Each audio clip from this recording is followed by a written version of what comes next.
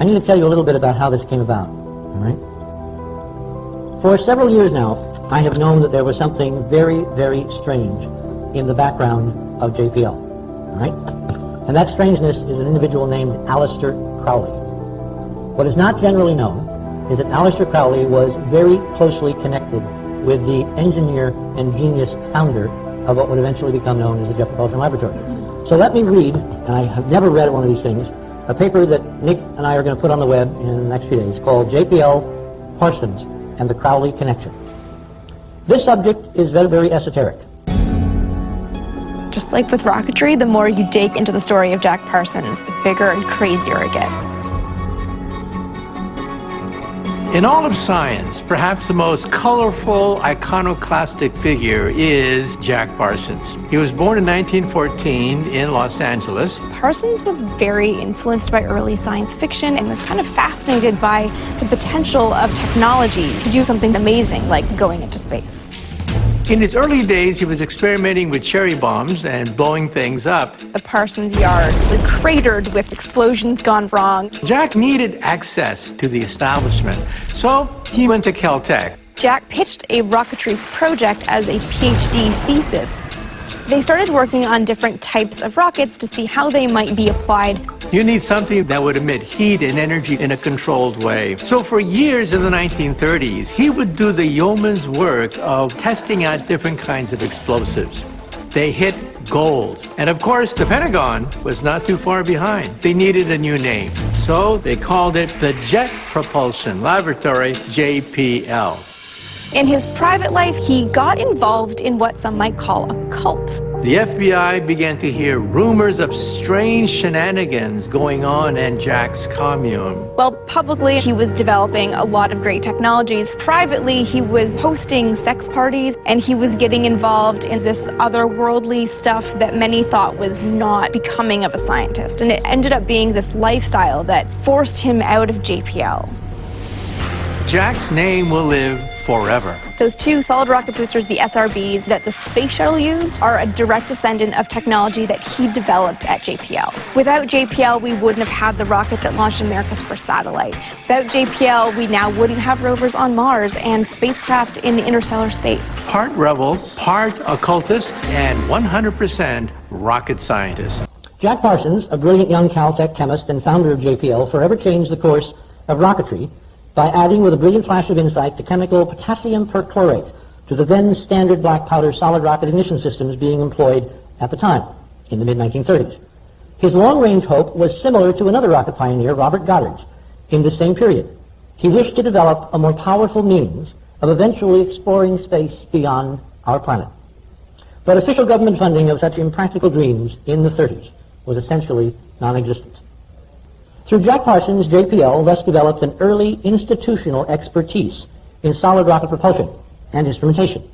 In parallel in this period to Robert Goddard's individual separate Roswell, New Mexico efforts at liquid fuel experimentation, also carried out in these mid-1930s to 1940s. But in 1957, after the shock of the first Soviet satellite named Sputnik, and a highly visible but explosive failure by a U.S. Navy response, JPL was ultimately chosen by the Army to attempt to salvage American national pride through the launch of a JPL artificial satellite. The successful orbiting of JPL's Explorer-1, whose primary discovery would be the existence of the so-called Van Allen radiation belts encircling the planet, marked the beginning of the American space age, January 31, 1958. It also marked the ascendancy of JPL as the nation's most visible premier space center. As stated, originally under Army jurisdiction, President Eisenhower, concerned about JPL in the hands of the growing Cold War military-industrial complex, had JPL transferred to the civilian sector under a NASA-Caltech contract in 1959, where it was given its eventual mandate, if not virtual monopoly, among NASA's many other centers, to explore deep space. JPL, again, just up the street.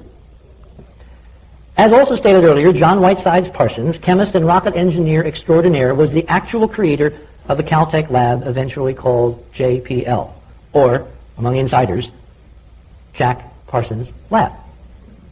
And while there is very little official biographical information to be found on him in the general literature, It is a curious fact that most of his papers and books are still classified by the Department of Defense. One thing that is known, at least within the planetary science community, is that Parsons has been officially immortalized by the International Astronomical Union by having a crater named for him on the moon. It is therefore extremely puzzling that the rest of Parsons' life, in comparison to far more obscure space scientists and engineers, is relatively unknown, even among avid JPL enthusiasts. Perhaps the reason for this paucity of information has something, perhaps a lot, to do with certain aspects of Parsons' private life that most at NASA and JPL, actually in the know, might rather be forgotten.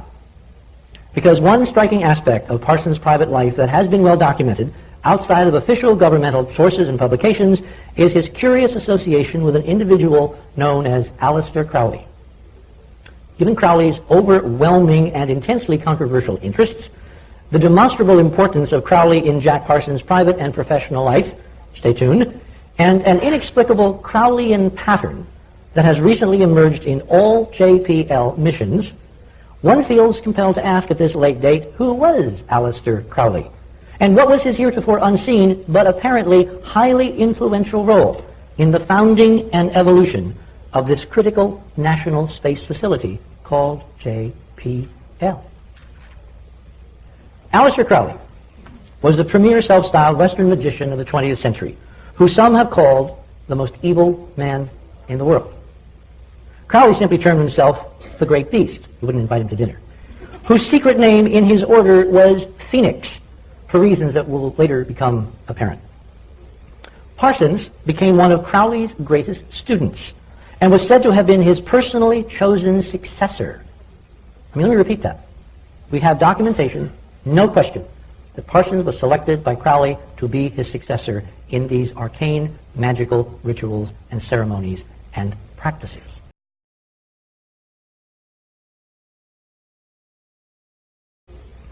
Parsons became one of Crowley's greatest students and was said to have been his personally chosen successor. Let me repeat that. We have documentation, no question, that Parsons was selected by Crowley to be his successor in these arcane, magical rituals and ceremonies and practices. This is not something you're going to get from a NASA press release, all right?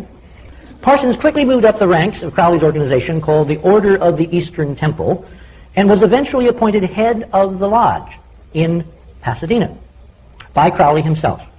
Parsons swore an oath of allegiance to guide humanity into, quote, an age of communion with the gods. Is this something you're going to read in NASA's official stuff?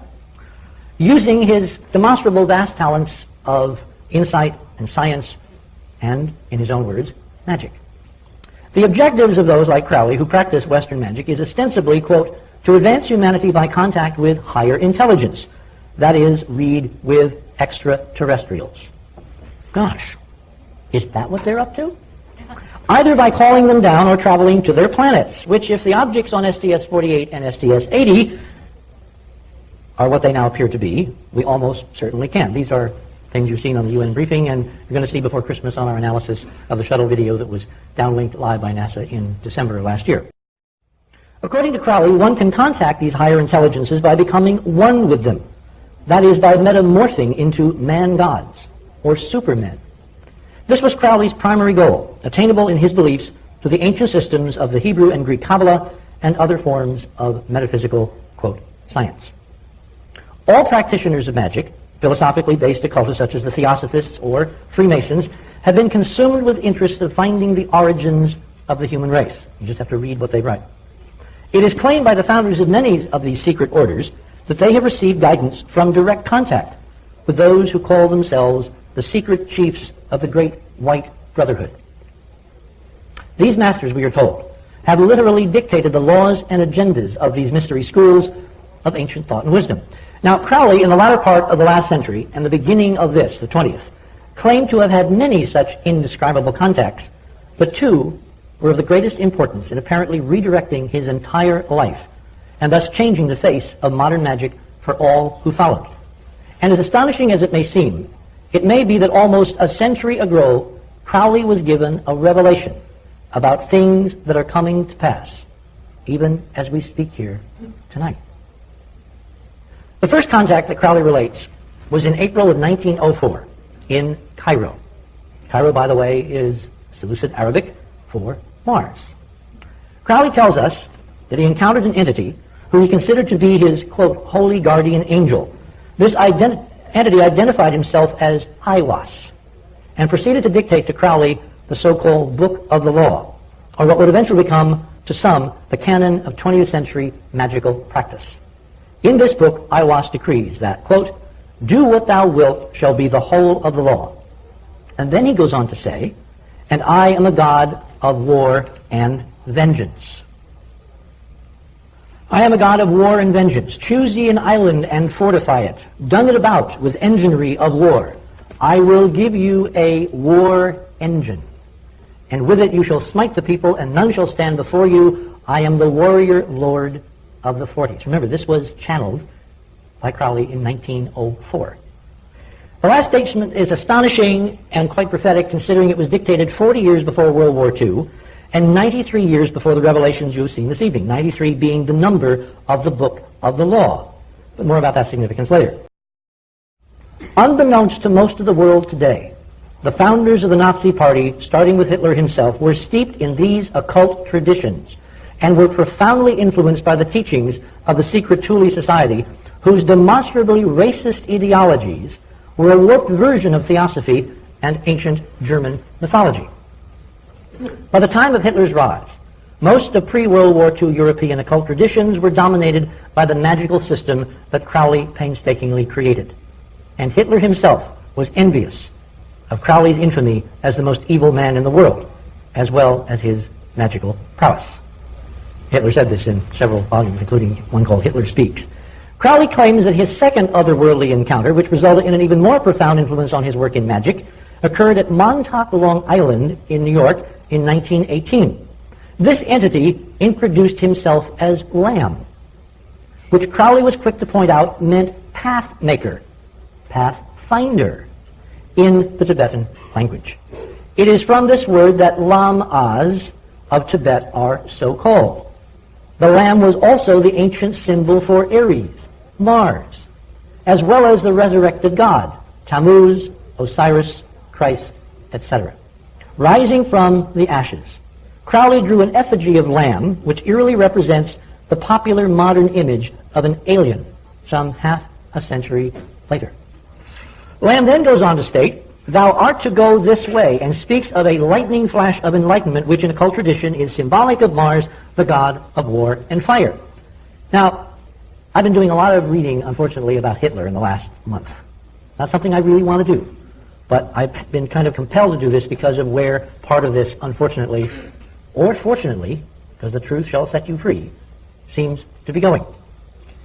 Hitler used these identical themes during the Blitzkrieg, or lightning attacks on neighboring countries, where his officers, who wore lightning bolts on their lapels, were the notorious SS, the original Men in Black. By the way, the previous chapter to the one that Lamb is said to have dictated is in fact called The Tank. Right? And this tank, which was given to Hitler's armored divisions in 1932 by a German general who had French ancestry and was part of another analog of the Thule Society, a secret society out of France, is eerily similar to, in fact, what we're seeing on the Martian surface. The only difference is scale. The previous chapters of the one Lamb is said to have dictated is called The Tank, or The Engine of War, samples of which the Enterprise mission has now apparently discovered in the JPL Pathfinder images.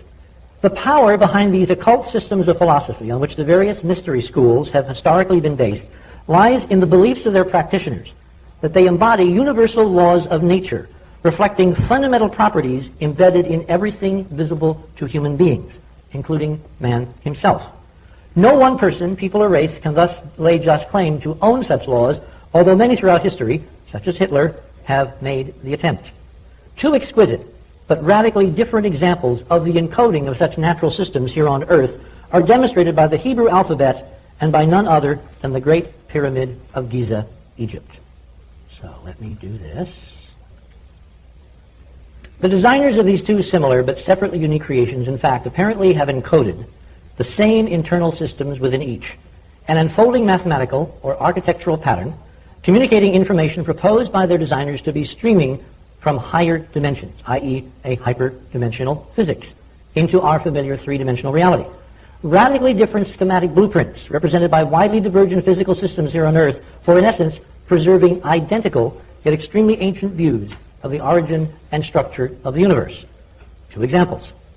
The builders of the Great Pyramid, whomever they ultimately turn out to be, not only demonstrably concretized the spatial dimensions of our Earth within its architecture, they built that architecture out of limestone, technically calcium carbonate.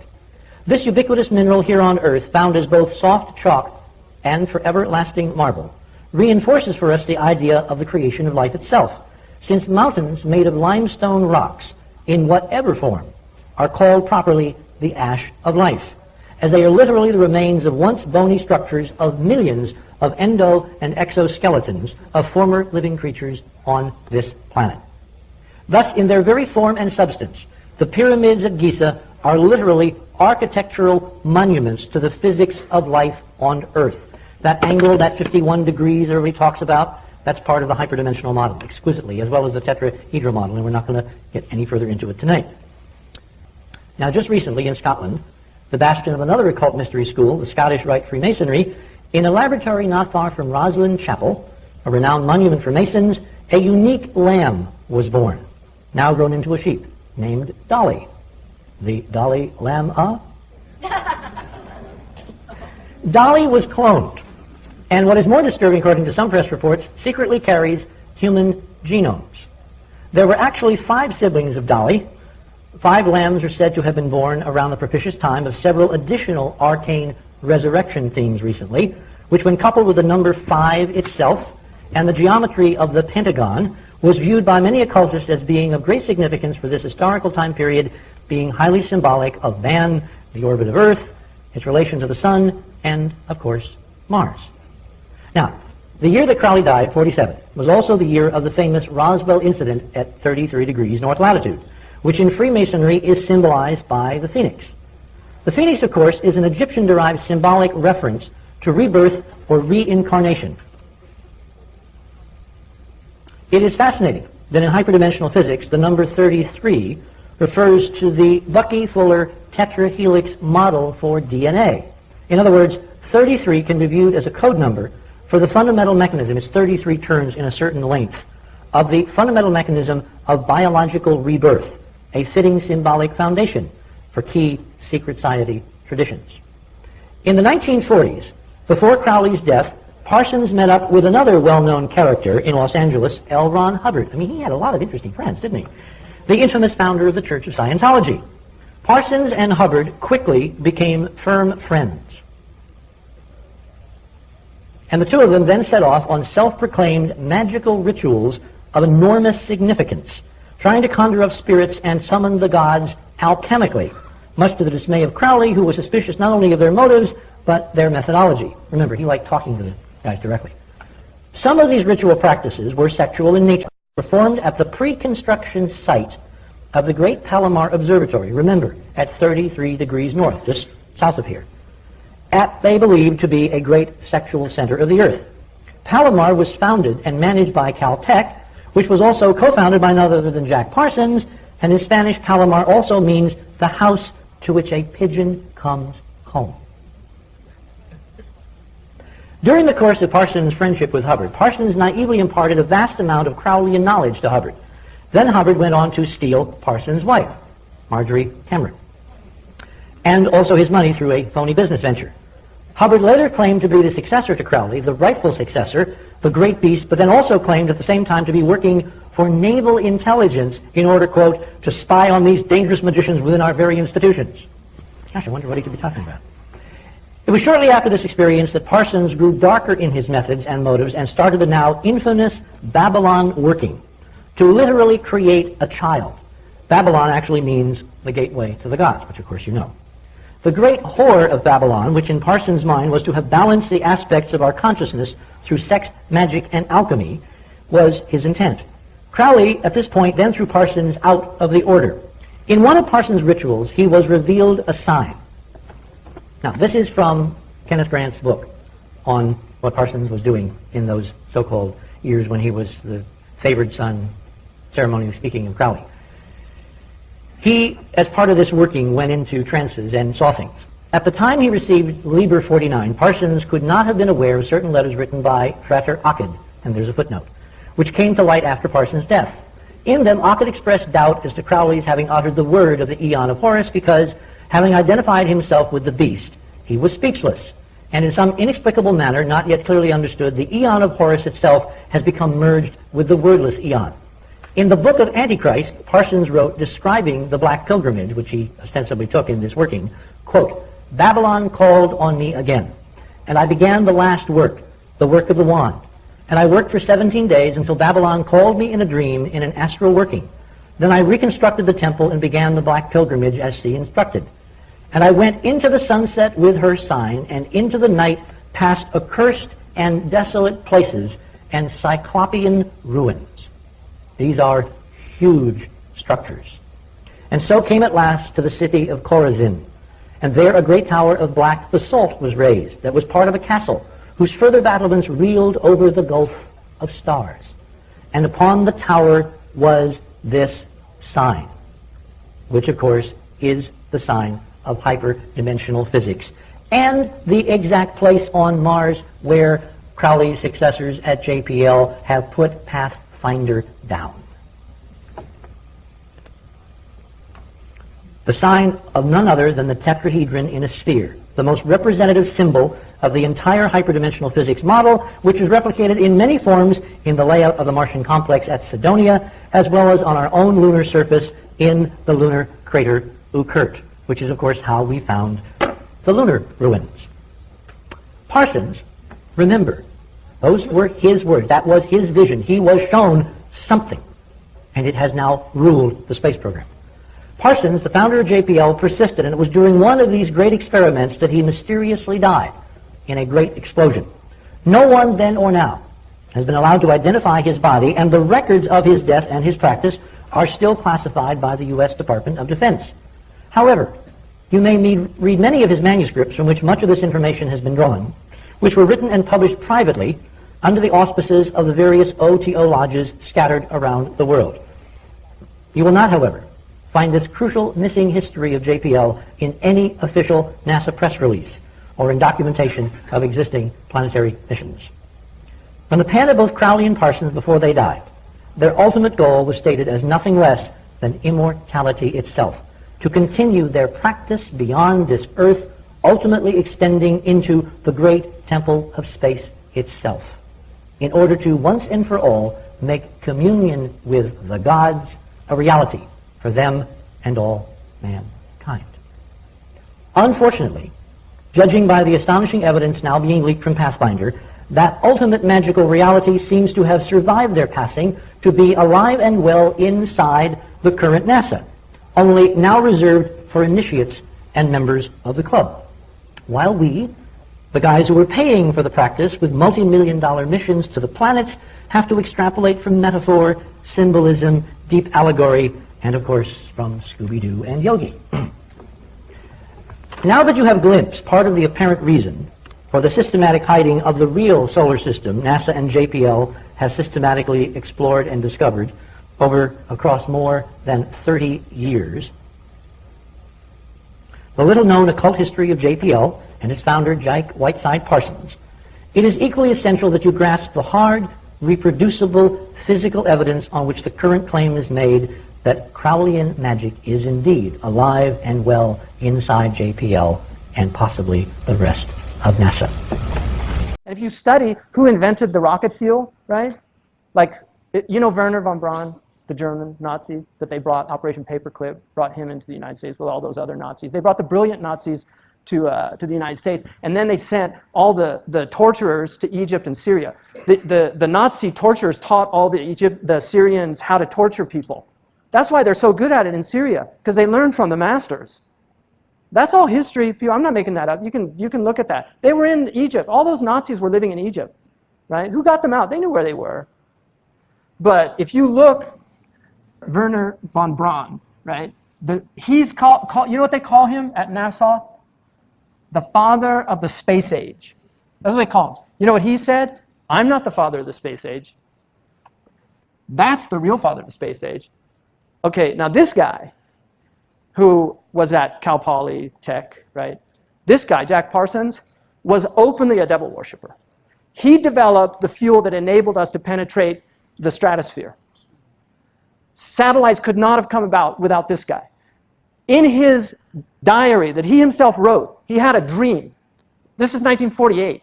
He had a dream where he saw somebody that he calls Belial Dajjal. And he tells him, you are helping me.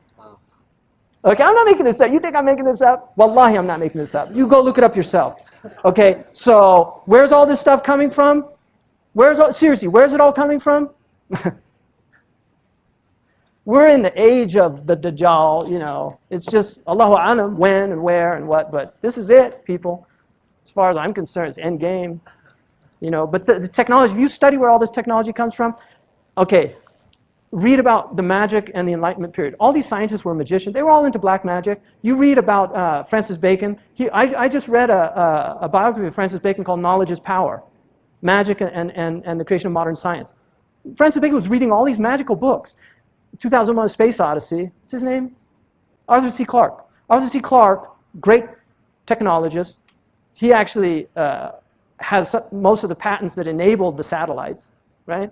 If you look at his interview with BBC in 1961, where he predicts the internet, he predicts the cell phones, he predicts texting. He said that by the year 2000, people are going to have handheld devices that enable them to talk to anybody anywhere, right? Arthur C. Clarke said, and he has 3 laws of technology.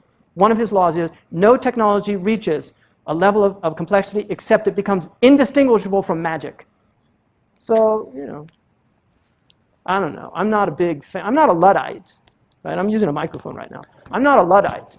But this whole worshipful attitude towards technology, to me, is really stupid. And if you want to read an interesting book, it's called Giving Up the Gun, which is about the fact that the Japanese chose consciously to ban the gun. And they did it because of the samurai lobby.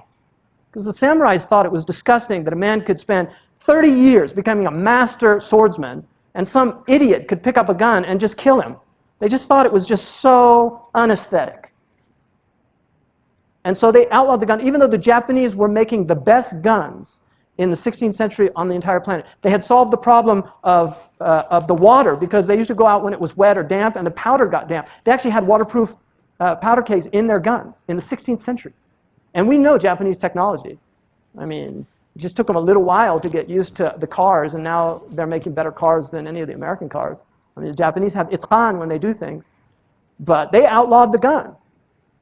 This whole idea that because it exists, oh, why do we do it? Because. You know, it's like these people say, why did we climb Mount McKinley? You know, or what's the K2? Is that what's K2? What's the tallest mountain in the world? Everest. Why do we climb Mount Everest? Because it's there.